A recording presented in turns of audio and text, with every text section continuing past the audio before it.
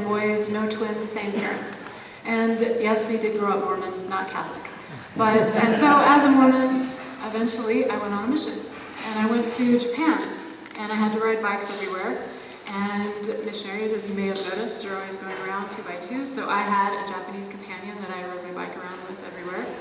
And one day on my bike, it was raining really hard, and I was following my companion, and we were on our way to a meeting with someone who was probably not going to join the church, but they agreed to meet with us, which we counted as big plus. So we were on our way, raining really hard, and my bike tire slipped on the curb in the water, and I went over the bike, and my giant bag of Book of Mormons went over the top, and I landed somehow, and Book of Mormons fell on my back, and I got up, and everything was dark. I couldn't see anything. And I remembered, right before I went down, I remembered looking over and seeing a little old Japanese man trimming some rose bushes, or some bushes of some type, beside his house. So I knew where he was, I didn't know where my companion was, but then suddenly she was in front of me, and I'm saying, I can't see. And she says, I'm gonna go to the meeting. And I said, wait, no, don't leave, I can't see. And I'm shaking. And she said, I'm gonna go to the meeting, I'll be right back.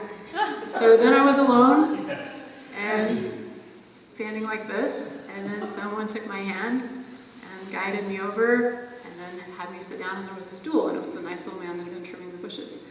So I sat there, I felt very sad for myself, and now I was blind, and the next day was the only day off that we had as missionaries, and I would not get to go bowling with the guy missionaries, because now I was blind. But slowly my sight came back, and I looked down, and I was bleeding my face, my elbow, my knees, everything. And my Japanese companion came back, and I said, you left me. And she said, yeah, because that was so embarrassing.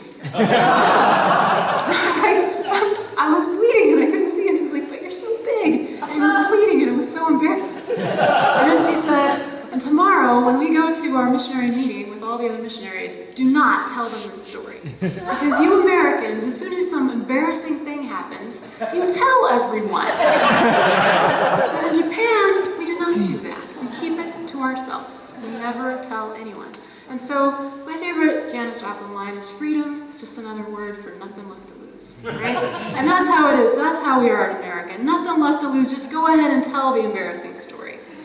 So I'm going to tell you a story about my family. We have a genetic, maybe it's a flaw, maybe it's a superpower. I'm not sure. But I'm always looking for other people. Someone else has to have this. So, ever since I can remember, when I get near lettuce, any type of lettuce, especially if it's wet, and especially if it's being torn, or if I think about lettuce, or talk about lettuce, this side of my lip kind of curls. If you think about Elvis Presley, that's what it feels like. Like I'm about to break into an Elvis song. But it's just the lettuce, so I thought everyone did this. Until I was about 13 and watching my mom chop some lettuce, and she said, I am so sick of you turning your lip up at all of my food. And I said, it's the lettuce. And she said, what? I thought everyone's lip did this around lettuce. So my dad came in, and my mom said, she's saying that lettuce makes her lip turn up.